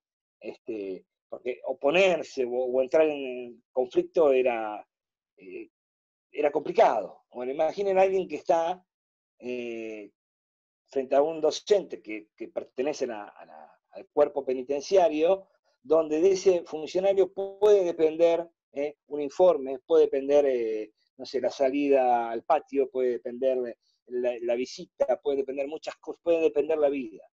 Entonces, seguramente la participación del estudiante va a ser, obviamente, plana, lisa, sin generar ningún conflicto, porque me pueden devolver alguna cuestión dolosa, digo, en términos de la vida dentro de la cárcel. Por eso es importante que el rol docente sea bien diferenciado y bien claro en esto. Esto no quita que haya intervenciones socioeducativas por funcionarios penitenciarios de otras cosas, digo, ¿no? No sé, recreativas o de términos formativas, pero no con el rango, digo, de pensarlo en términos de una escuela pública. Y en este término de enseñar en la cárcel, digo, no es lo mismo que enseñar en la calle, ¿no? Eso es claro, lo está marcando el contexto, lo está marcando el sujeto, y hace este criterio que marcaba Ana, de los criterios de las 4A, cuando hablamos de la cuestión de adaptabilidad, ¿no? Si yo la oferta educativa tiene que, en el contexto de la cárcel, tiene que estar pensada desde y en el contexto en el cual se va a desarrollar y a quién va dirigida. Digamos, la persona privada de libertad, de esto no vamos a ampliar mucho porque seguramente lo van a ver o ya lo han visto, digo, el impacto nocivo que genera la cárcel, en la subjetividad, digo, eso está marcando que suceden cosas solamente ahí, y le suceden a las personas cosas que solamente suceden ahí. Y eso me parece que hay que tomar nota a la hora de pensar la intervención socioeducativa y el sentido de esa intervención socioeducativa. Seguimos con la otra gráfica, por favor. Esto de pensar, digo que tanto el saber como con el vínculo actitudinal para con ese saber, tanto contenido, estrategias de enseñanza, temas de interés, digo, también nacen o se van generando también a partir de la identidad o del autopercibirse en términos de identidad de los sujetos que están participando de ese proceso formativo. ¿Qué quiero decir con esto? Las personas privadas de libertad, en esto que decía hace un rato, ¿soy preso o estoy preso? Digo, en esa tensión, digo, también está nuestro sentido. Digo, si yo lo consigo como una persona presa, digo, cerrado, sustantivado, o puedo pensar en una persona que está privada de la libertad, una persona que está presa, y ponerla en términos de adjetivo, ¿no? Primero es persona, primero es estudiante, y tiene otra circunstancia, ¿no? de vida, digo, que es la privación de libertad. Después también pensar en las condiciones laborales institucionales, ¿no? Esto que marcaban tanto Sonia como Ana, digo, hay un tema de seguridad que atraviesa todo el trabajo diario de quien va a intervenir socioeducativamente en la cárcel. Entonces, ¿qué cosas naturalizamos, ¿no? Antes era muy común, digamos, que cualquier disturbio que haya en la cárcel, por lo menos acá en Argentina, automáticamente se suspendieran las clases y que no entrara ninguna persona a la cárcel a dar clases, ¿no? Mismo ahora, con esto de la pandemia, más allá de la emergencia sanitaria, los maestros y profesores no podemos entrar a la cárcel, ¿no? Entonces hay que hacer toda una serie de manejos, de charlas, vía Zoom y demás, pero digo, a lo que voy es que la seguridad siempre está presente y genera tensiones y en algún punto tensiona también la práctica educativa, ¿no? Hay cosas que no se pueden hacer, hay cosas que sí se pueden hacer, entonces me parece que ahí es interesante ver el tema de la seguridad, y la seguridad pensada en términos también de perspectiva de derechos humanos. Hay un caso en la XI, en el Sistema Interamericano de Derechos Humanos, donde justamente la Corte habla de esto de, corregime Ana si no es así, en que la seguridad, más allá de, digamos, no se niega la seguridad en la cárcel, sino que tiene que ser razonable, tiene que tener una cuestión de oportunidad, de proporcionalidad, de legalidad, ¿no? Y eso a veces no lo vemos en el día a día en la cárcel, y bueno, ese no haber esta caracterización de legalidad, de proporcionalidad, de racionalidad, perjudica muchas veces el desarrollo de las clases y los proyectos educativos. Digo, también pensar el sentido de la docencia y las competencias que son necesarias. Competencias en términos, atención, porque la palabra competencia se usó mucho en los 90 en la Argentina, y hace poquito también, la competencia, ¿no? Como un hecho hasta empresarial y esas cosas, ¿no? Bueno, La competencia entendido en la habilidad más la actitud. Digo. ¿Qué habilidades tiene que tener el docente? ¿Qué actitudes son valiosas, digo, en términos de generar un impacto transformador, ¿no? y que promueva las potencialidades e intereses de las personas privadas de libertad a la hora de participar de un proceso formativo? Digo, dijimos que no es lo mismo dar clases afuera que dentro de la cárcel, porque eso implica habilidades y actitudes, ¿no? que hagan que sean procesos formativos que transformen, ¿no? Pasamos a la otra. Voy a marcar acá algunas cuestiones tomando un trabajo de Dirker y Teruggi, que hablan de cómo es el trabajo docente, la complejidad del acto pedagógico. Ellas marcan la multiplicidad de tareas que hace el docente, la inmediatez, la indeterminación de situaciones, la variedad de contextos y la dimensión ética e implicancia personal. Yo voy a hablar de las dos últimas. Igualmente los textos que compartimos ahí con la gente del programa, están desarrollados estas ideas, digo, para que no lo achico en función del tiempo que disponemos ahora. Si pasamos a la otra filmina, como dicen acá en Argentina, se dice filmina. Bien, la variedad de contextos. Pensemos, las escuelas no son todas iguales. La escuela está atravesada por un escenario, y esto es fundamental, oficial y pública, y la cárcel también es pública, y esto no es menor. Que haya escuela en la cárcel, escuela pública en la cárcel, hace más pública a la cárcel. Que puedan entrar personas que no estén vinculadas a la seguridad, sino que estén vinculadas a lo educativo y a la función educativa, justamente predispone a abrir la cárcel. Y esto de ser público es dar cuenta de lo que se hace y lo que no se hace. Dar cuenta de las acciones positivas y, si se quiere, de las omisiones. Y recordemos que las omisiones por parte del Estado implican vulneración de derechos. Entonces, digo esto para tenerlo a la vista.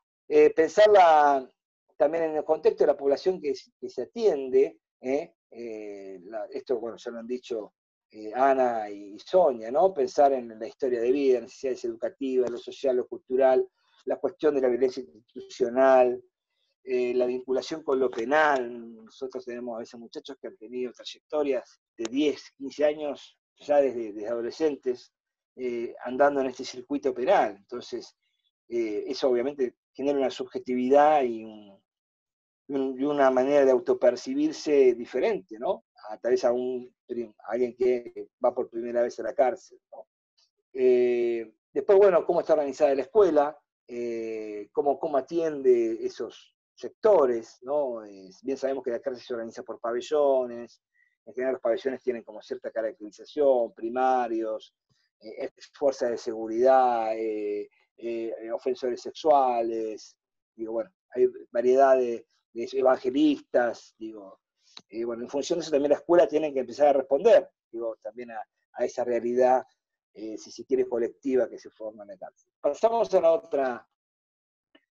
¿Cómo están organizados, digo, los grupos de estudiantes? No solamente en pensar también los grupos en términos de los niveles o desarrollo educativos de cada detenido, sino también pensar en estas lógicas, digo, en las lógicas de la cárcel.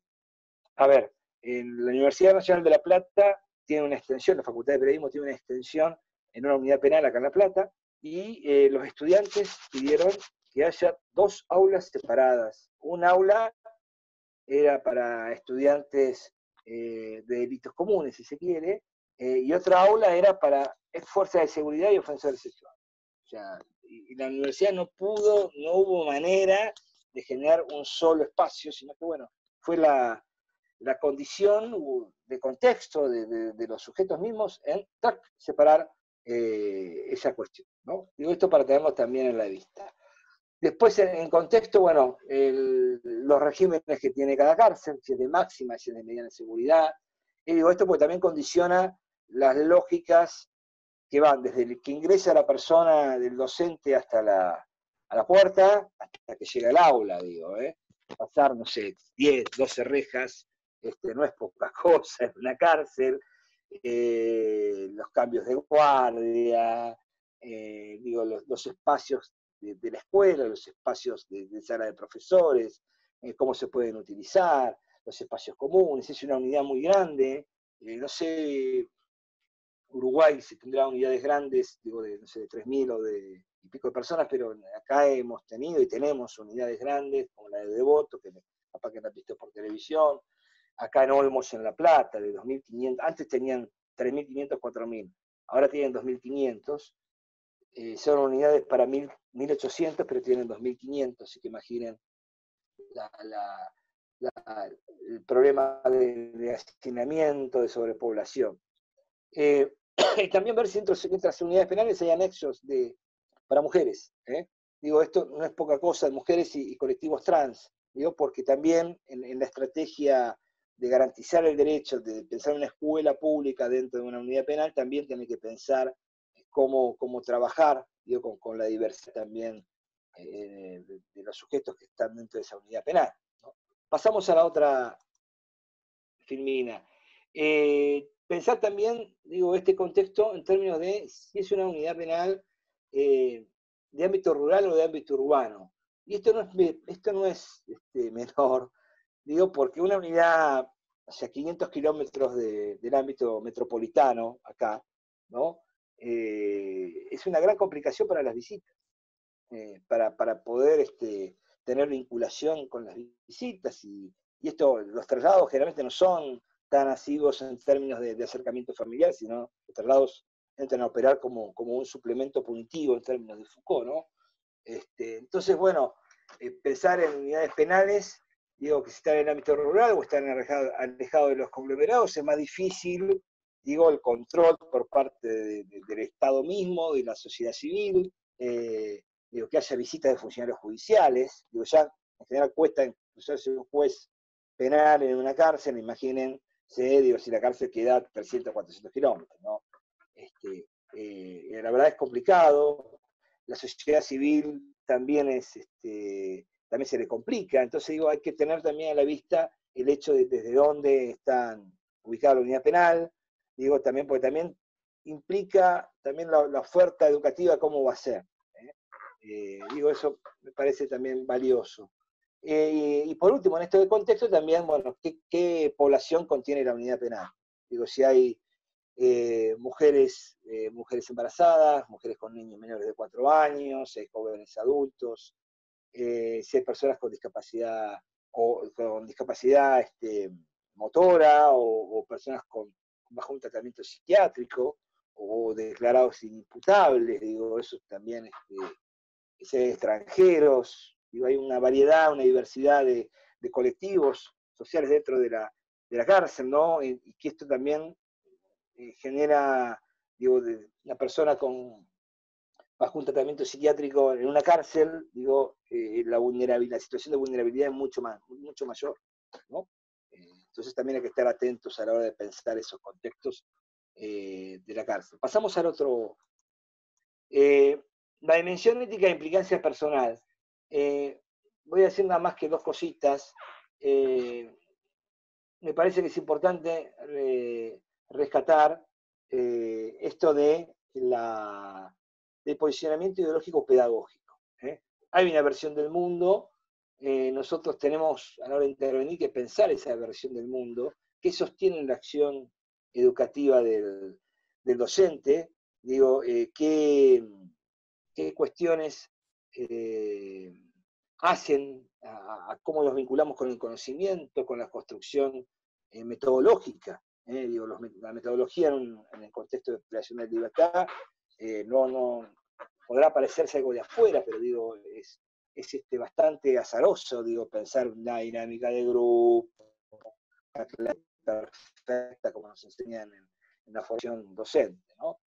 Pasamos a la otra lámina, y en esto, me parece esto que decíamos recién, ¿no? Que comentaba creo que Ana, en esto de pensar, si un educador, si un docente o educadora piensa que sus estudiantes son incorregibles, que son incapaces de reflexionar, que no tienen valores, que son limitados, ¿no? O tabula rasa, como se decía antes, ¿no? Va a ser muy difícil, digo, poder pensar una intervención o una implicación, mejor dicho, personal y una propuesta metodológica que vaya en favor de la persona, sino que vamos a pensar en un proceso formativo lineal, tradicional, conductista, paternalista, y de construcción deshumanizante, si quiere, de los estudiantes, de la tarea docente, ¿no? Del rol docente, y también del docente mismo. Digo, no es poca cosa esto de pensar qué sentido le damos a nuestra práctica desde cómo comprendemos al sujeto.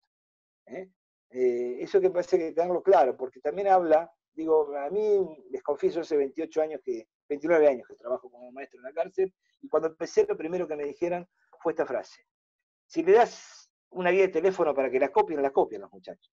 Si quedate tranquilo, no van a tener problema de nada. Esa fue la frase que me dijeron cuando empecé, dándome a entender que no importaba nada, que son sumisos, que bueno, ahí está. Digo, no es poca cosa el hecho de cómo pensamos, porque también se van a medir nuestras acciones, digo, en esto de cómo pensamos al otro, ¿no? Bien, digo, pensar que nos podemos convertir al naturalizar prácticas, a naturalizar situaciones, y en esta concepción, digo, de cómo conseguimos al sujeto, en lo que se llama tecnólogos de control y disciplinamiento. ¿No? Digo, ser parte de esa rueda, ¿no? que tiene la cárcel, ¿no? y metiéndonos en esta lógica premial que tiene la cárcel, ¿no? de beneficio, de premio y castigo. Entonces, digo, hay que estar, digo, romper con esa lógica, digo, porque vamos a estar favoreciendo en algún sentido, si no rompemos con esa mirada, vamos a estar favoreciendo lo que aparece en la película El Chacal de Nahuel Toro, y habla de amansamiento y domesticación, ¿no? de la persona privada de libertad, ¿no? La educación pensada como amansamiento y domesticación. Y eso me parece que es fuerte, y bueno, hay que tratar de no jugar para ello. Pasamos a lo último, las últimas 3 láminas, digo, para darle la cuestión de pensar la educación en y para los derechos humanos en términos de perspectiva pedagógica, pensarla, digo, no solamente en el aula, sino también como práctica cotidiana, en esto que hablaba Ana, digo, de la cuestión del trato, en lo que hablaba Sonia en el gesto pedagógico, digo, esas son cuestiones que hacen a pensar la perspectiva de derechos humanos, no solamente incluida en lo curricular, sino pensarlo en la práctica diaria e institucional. Digo, la escuela tiene que también, como institución, también asumirse como un lugar de vigencia de los derechos humanos. Digo, a veces el maltrato entre colegas, entre director y maestros, bueno, eso también afecta a la vida, digo, docente y a la práctica, ¿no? Pensar la educación en derechos humanos, digo, también como contenido. Yo ahí puse una definición que suele usarse en el Instituto Interamericano de Derechos Humanos, que plantea la educación de derechos humanos como la posibilidad real de que todas las personas reciban la educación sistemática, amplia y de buena calidad, como marcaba Ana también, que implique comprender sus derechos y respectivas responsabilidades, respetar y proteger los derechos humanos de otras personas, entender la interrelación entre los derechos humanos, el Estado de Derecho y el sistema democrático de gobierno, ejercitar en su interacción diaria, y acá esto es lo interesante, valores, actitudes y conductas consecuentes con los derechos humanos. Y cuando hablamos del criterio de aceptabilidad de las 4A que marcaba Ana, justamente es esto, que la educación sea aceptable en términos éticos, en términos de perspectiva de derechos humanos. Digo, yo no puedo estar educando en la cárcel y generar un hecho discriminatorio, un hecho de maltrato, un hecho digamos, de segregativo, ¿no? Realmente es interesante poder asumir la perspectiva de derechos humanos, no solamente en lo macro, sino también en lo micro. Esto implica también un hecho de formar y formarnos, en términos de concepción, de visión del mundo, de los derechos humanos entendidos como inalienables, y también en pensar, como normas básicas también de convivencia entre pares, ¿no? Entre detenidos, entre estudiantes, entre funcionarios y detenidos, pensarlo también como base, de la convivencia diaria. Pasemos a la otra. El contenido, de la educación es justamente la educación de derechos humanos. Hay muchos que hablan de que es un derecho, también que me eduquen en derechos humanos, no solamente la garantía del derecho, también que el contenido de ese ejercicio de derechos tenga contenido de derechos humanos, y pensar que, así se convierte, al pensarlo también como perspectiva y como derecho humano, en exigible y necesario para contextos que son proclives, o que donde se presentan situaciones de vulnerabilidad, situaciones de vulneración y violación de derechos humanos, y justamente situaciones de violencia institucional. La cárcel, ya por definición, tiene una disposición a que se den situaciones de este tipo, y justamente implica un hecho de poder gestionar las cárceles de otra manera. Estaba pensando, mientras escuchaba a Ana, las veces que he escuchado, esta cárcel es mía, así como el funcionario diciendo, arrogándose que todo lo que pasaba ahí no podía pasar si no era una cuestión de decisión de él, ¿no? Entonces eso realmente repercute en los funcionarios y funcionarias penitenciarias, repercute en cómo se relaciona la escuela con la gestión penitenciaria. Esto, también pensar la educación en y para los derechos humanos en tanto perspectiva, pensarlo no solamente en actitudes, en valores, en contenidos, sino también en destrezas sociales, que son indispensables para poder convivir mejor. Destrezas sociales que nos van a generar, ambientes áulicos e institucionales mucho más armonizados, si se quiere, mucho más respetuosas de la dignidad humana, de la experiencia pacífica, mucho más el tema de reconocimiento de las personas, ¿no? Más allá del rol que nos toque jugar en el contexto de la cárcel. Y pasamos a la última, Filomena, y ya termino. ¿Vengo bien con los tiempos? Nadie me dice nada. Bueno, bien, seguimos. Francisco, estamos en los descuentos, estamos. Bien. Bueno, uno para finalizar. No, solamente el hecho de pensar la perspectiva, de derechos humanos como sentido de realización de la práctica educativa. Tenemos que, el sentido tiene que ser un sentido transformador y llegando a transformar no solamente al sujeto, sino también al contexto. Eso solo, muchas gracias. Listo, salimos de... Ya salimos. Francisco, perdona, pero estábamos con el tema de la diapositiva y unas dificultades técnicas. Bueno, muchas gracias a los tres expositores. Creo que pudieron generar una amalgama ahí de temáticas, problemáticas, tensiones, sentidos, dejar cosas abiertas, que es la idea del seminario, para que cada persona saque sus propias reflexiones, caminos propios, línea de investigación, seguir pensando estas cuestiones. Tenemos algunas consultas y unas preguntas. Hay una consulta para Sonia.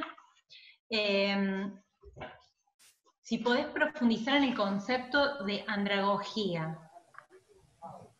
Y bueno, ¿se oye? Sí, se escucha perfecto. Bueno, tiene que ver con, muy sucintamente, como la pedagogía, ¿no? Como el acompañamiento al niño, en este caso, en su aprender. La andragogía sería el acompañamiento al adulto en su proceso de enseñanza-aprendizaje.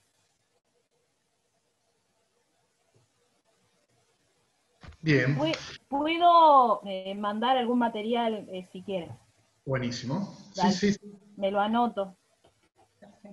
Bien, y tenemos una pregunta para Ana, que Ana dejó muchas cositas para seguir pensando y polemizando.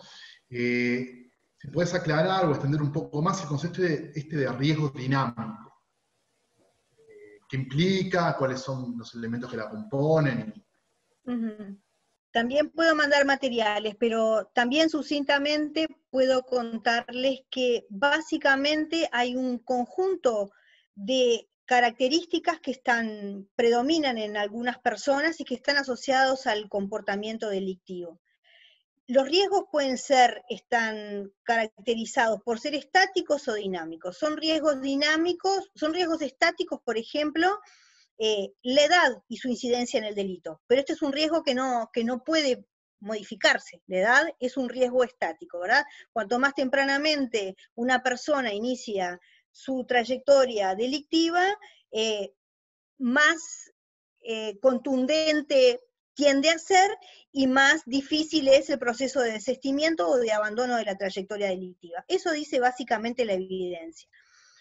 En cambio, hay otros riesgos llamados dinámicos asociados justamente a la comisión de los delitos que son susceptibles de modificación porque no son características permanentes de la persona, sino que son justamente interrelaciones de la persona con lo socioambiental, lo sociocultural, lo socioeconómico. Por ejemplo, el uso problemático de drogas es un riesgo dinámico por excelencia, que generalmente atraviesa la mayoría de las trayectorias delictivas, porque es un factor que está muy omnipresente en el mundo del delito, pero que no es una condición permanente, no es una condición estática, sino que con intervención puede ser modificado. Por ejemplo, en nuestro país se trabaja alineado a la política nacional de drogas en la reducción del daño asociado al uso de las drogas, o puede ser también al uso del alcohol, como uno de los riesgos dinámicos. El estilo de pensamiento, esto es, el actuar impulsivamente, la ira explosiva, el solucionar las desavenencias por medio de la agresión y la violencia, todo eso puede ser desaprendido y también sustituido por formas de convivencia y de articulación o de solución o de resolución no violenta de los conflictos. Son dos ejemplos muy concretos del dinamismo de los riesgos frente a otras características que están también presentes en el delito, pero que son estáticas y que son inmodificables, como por ejemplo el sexo, la edad, como les decía, el lugar el país de nacimiento, etcétera. Bien, Ana. Bueno, abrimos el micrófono para los que tengan alguna pregunta, una inquietud, algo que quieran comentar de las exposiciones, aclaraciones que quieran tener de los autores. Tenemos un tiempito. Si alguien...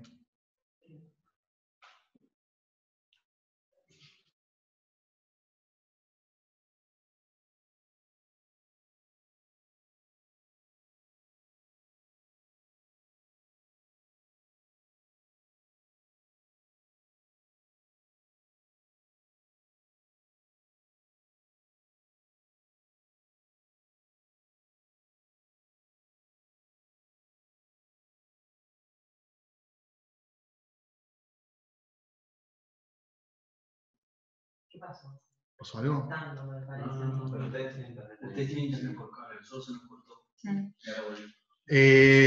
Nada, es una pregunta de esto de pensar las posibilidades dentro de los paradigmas, ¿no?, de derechos humanos, que obviamente es un debe ser, es algo normativo que tiende a que esa concreción puede ser un camino o algo que tendamos a eso, pero lo que pensaba un poco esto de la experiencia que tiene tanto Francisco, Ana y Sonia, esto de la educación en contexto de encierro, de los derechos humanos en contexto de encierro, pensando que las cárceles no fueron pensadas, bueno, la gran mayoría no estuvieron pensadas para ese cometido, cómo se puede erosionar, cómo se puede trabajar, es media retórica porque tengo algunas estrategias, pero cómo puede intervenir en ese modelo tan rígido, porque realmente es muy rígido,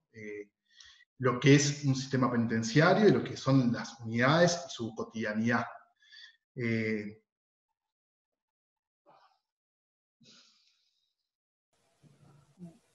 Dale, Ana. Yo peco de parlanchina. Creo que por evolución de nuestras sociedades y también por evolución de la madurez de los estados de derecho, las cárceles tienden a ser cada vez espacios menos signados por las características de las instituciones totales y más públicos, como decía Pancho. Entonces, ¿cómo vamos forzando los bordes de una institución encapsulada, opaca, discrecional, encorsetada hacia el control ciudadano de la discrecionalidad del Estado sobre los sujetos, justamente con la presencia de la multiplicidad de las instituciones que deben compartir el quehacer público dentro de la cárcel? Esto es que la cárcel no tiene que tener sus propios maestros, ni su propio servicio de salud, ni de alguna manera sus funciones específicas provistas exclusivamente por funcionarios penitenciarios, sino que, como con el resto de la ciudadanía, las instituciones deben llegar al contexto de la privación de libertad, adaptando sus prestaciones con las mismas exigencias y con los mismos niveles de calidad para hacerse presente en un territorio que también les debe ser propio, porque la cárcel no es una isla, porque la cárcel no es el basurero de la sociedad, sino que es parte también de lo que nosotros como sociedad generamos. Creo que con la presencia cada vez más multitudinaria, cada vez más crítica, cada vez más tensionante de los diversos actores, la cárcel se vuelve como un queso agujereado al que le va entrando luz y le va entrando también enfoque de derechos humanos. ¿Esto es una mirada autocomplaciente? No, es una mirada de tensión permanente y una mirada procesual sobre a lo que yo espero tenga una meta de política pública integral con enfoque de derechos. Yo para complementar un poquito lo de Ana, me quedé pensando en eso de lo que decía Leonardo la mesa anterior sobre la incompletud, ¿no?, de la institución carcelaria. Creo que nosotros entramos ahí a tratar de completar, haciéndonos cargo como sociedad, y en realidad entramos juntos, entramos en red, entramos en esto, debemos entrar en esto que estamos construyendo desde hace relativamente poco, por lo menos en Uruguay. Argentina está más avanzada en esto, tuve oportunidad de conocer, en esto de sentarte alrededor de una mesa a pensar en los estudiantes, en los vulnerados, y entrar como educación, no importa si es primaria, UDELAR, secundaria, el PAS, los talleres, los formales, no importa, todos alrededor de una mesa entrando en red. No es lo mismo yo, docente, entro y hago una práctica bárbara, pero después no se va a sostener si yo no estoy del brazo con los otros. Y no es lo mismo, me ha pasado de entrar en cárceles a formaciones con operadores penitenciarios y estar con Ana, estar con docentes, y eso es todo un gesto para la institución penitenciaria y para los que tienen el poder de las políticas en este sentido, ¿no? Me parece que hay que seguir construyendo desde acá, desde estos seminarios, desde estos encuentros, de volver a encontrarnos y reeditarnos. Es la forma de hacer el queso, como dice Ana. Bien, Sonia. Francisco. Tenés el micrófono, Francisco, tenés el micrófono. Ahí está. No, yo para seguir sumando lo que vienen diciendo las chicas, coincido plenamente. Hay un autor, no sé si era Mac de Mayer, hace mucho tiempo decía que educación y castigo eran incompatibles y que la única manera que la educación podía ser pensada en el contexto de privación de libertad era pensada como derecho humano, si no, no había posibilidad. Ya fracasaba, digo, porque estaba en un lugar de castigo, ¿no? Entonces, en esta línea me parece que es fundamental el hecho de pensar la garantía de derechos y en esto pensar las instituciones que garantizan estos derechos. Digo, la salud, el trabajo, digo, que estén a cargo de las instituciones públicas, o sea, los ministerios, las secretarías, que tengan a cargo, para que también se hagan cargo también de la cárcel, ¿se entiende? No solamente del derecho, sino también de la cárcel. Lo segundo, pensar en esto del trabajo integral. Digo, es fundamental, la cárcel tiene esta cuestión expulsiva, la cuestión segregativa y esto de separar y dividir siempre. Entonces, a veces entra a la universidad y nos enteramos al otro año que se hizo un proyecto y nunca nos llamó a la escuela. Digo, entonces, hay que pensar también cómo trabajar de manera integral, para tomarlo de Sonia.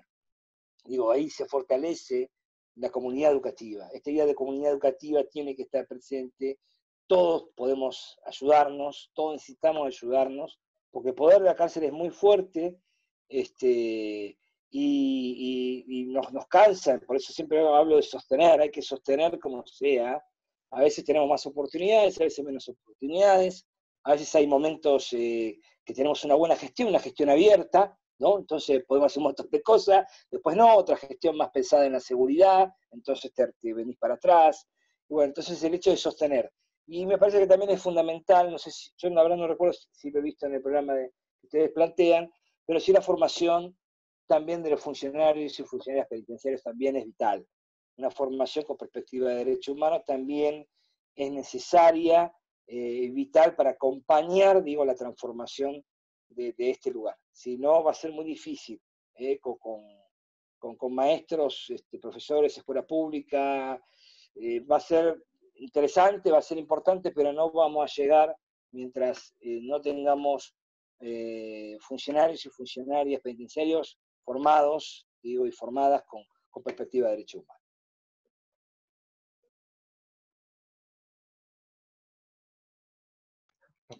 Muchísimas gracias, Francisco. Gracias a Sonia y gracias Ana. Vamos a dar por cerrada la mesa porque ya son las 8. Nos quedan como los últimos minutitos. No sé si alguno de quienes pusieron tienen algo ahí como para agregar. Les damos la palabra y si no, cerramos. Ya después podrán ver en el chat que hay agradecimientos y comentarios que han hecho a lo largo de la exposición. Así que para ustedes también los agradecimientos y los aplausos.